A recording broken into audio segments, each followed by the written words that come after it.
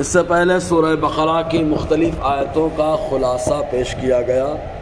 ابھی اپنے سامنے جو آیت کریمہ ہے، اس آیت کریمہ کے اندر اللہ تبارک و تعالیٰ نے اس بات کا ذکر فرمایا کہ رمضان کا مہینہ ایسا ہے جس میں اللہ تعالیٰ نے قرآن کو نازل فرمایا۔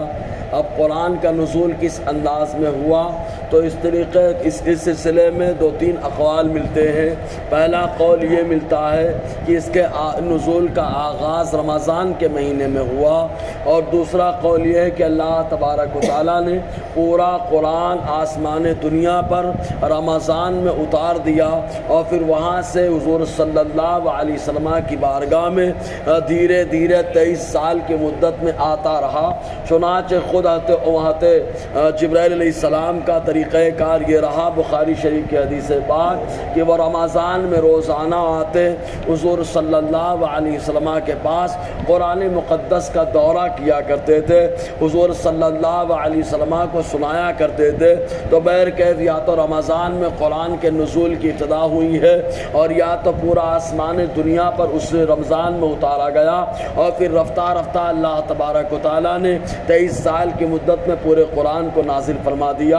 اور اس کے علاوہ رمضان میں کئی فضیلتیں، پہلی فضیلت مہینے تو الگ الگ ہیں، ہر مہینے اپنی خوبیوں کے اعتبار سے انفرادی شان رکھتا ہے، لیکن رمضان کے مہینے میں اللہ تعالیٰ نے دو چیزیں خاص عطا فرمائی۔ پہلی یہ کہ قرآن کا نزول فرما دیا، اور دوسری چیز یہ کہ پورے مہینے کا روزہ اللہ تبارک و تعالیٰ نے فرض قرار دے دیا۔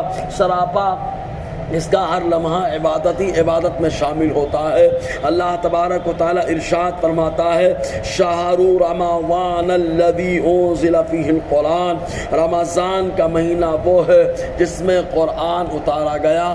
شہر کا معنی مہینہ، تو شہر کا معنی در حقیقت ہوتا ہے ظاہر ہونا، اسی سے شہرت ہے۔ جب کوئی آدمی زیادہ ظاہر ہو جائے تو بولے ان کی شہرت عام ہو گئی ہے۔ تو رمضان کا مہینہ، یہ مہینے کو عربی میں شہر کہا جاتا ہے، اس لیے کہ جب چاند نکل جاتا ہے تو مہینہ ظاہر ہو جاتا ہے کہ کون سا مہینہ، اس اعتبار سے عربی میں مہینے کو شہر کہا گیا۔ یہ رمضان نام مہینے کا کس سے بنا، اس سلسلے میں کئی اقوال ملتے ہیں۔ پہلا قول یہ ہے کہ یہ رمضان سے بنا ہے، اور رمضان کا معنی اس بارش کو کہا جاتا ہے جو موسم خریف کے آخر میں ہوتی ہے۔ تو جب وہ آخری بارش ہوتی ہے موسم خریف کے اندر، تب ایسی صورت میں جتنی گندگی ہوتی ہے وہ پانی سب گندگیوں کو بہا لے جاتا ہے۔ تو رمضان اسی سے بنا ہے، اس لیے کہ آدمی کے اوپر جب رمضان کے روزوں کا اثر آتا ہے تو جتنی گندگی ہوتی ہے ساری گندگی کو یہ مہینہ بہا لے جاتا ہے، سارے گناہوں کو ختم کر دیتا ہے، اس لیے رمضان سے بنا ہے، رمضان ہوا۔ اور کچھ لوگوں نے کہا یہ رمضان سے بنا ہے۔ رمضان کہا جاتا ہے تپش اور جلنے کو، گرمی اور جلنے کو کہا جاتا ہے۔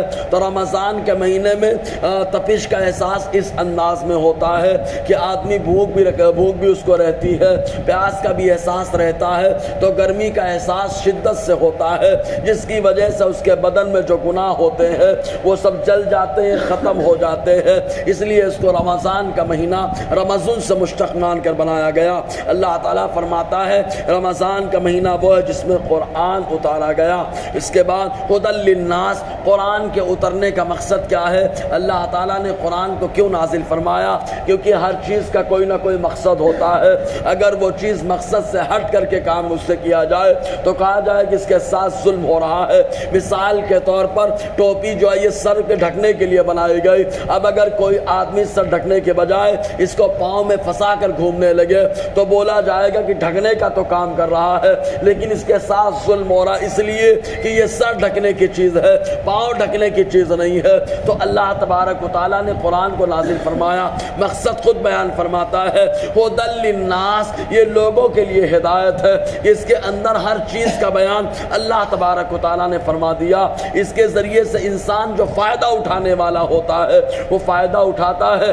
اسی لیے دوسری جگہ اللہ تعالیٰ فرماتا ہے ہدی للمتقین، یہ متقیوں کے لیے ہدایت ہے، یعنی رہنمائی تو قرآن سب کی کرتا ہے، لیکن لیکن جو رہنمائی سے فائدہ اٹھاتا ہے وہ متقی پرہیزگار ہوتا ہے۔ اللہ تعالیٰ فرماتا ہے وَبَيِّنَاتٍ مِّنَ الْهُدَىٰ وَالْفُرْقَانِ، اور قرآن کے اندر نشانیاں ہیں ہدایت کی، اور فرقان حق اور باطل کے درمیان امتیاز کرنے کو فرقان کہا جاتا ہے۔ تو ہدایت کی نشانیاں ہیں، فرقان کی نشانیاں ہیں۔ قرآن کو اللہ تبارک و تعالیٰ نے حق اور باطل کے درمیان امتیاز کرنے کا ذریعہ بنا دیا ہے۔ یہی وجہ کہ ایمان والا قرآن سے بڑی محبت کرتا ہے۔ اب وہ کبھی قرآن پڑھتا ہے، کبھی پڑھاتا ہے، اور کبھی اپنے بچوں کے سینے میں بساتا ہے، اور کبھی کبھی قرآن کو چومتا ہے، چہرے سے لگاتا ہے۔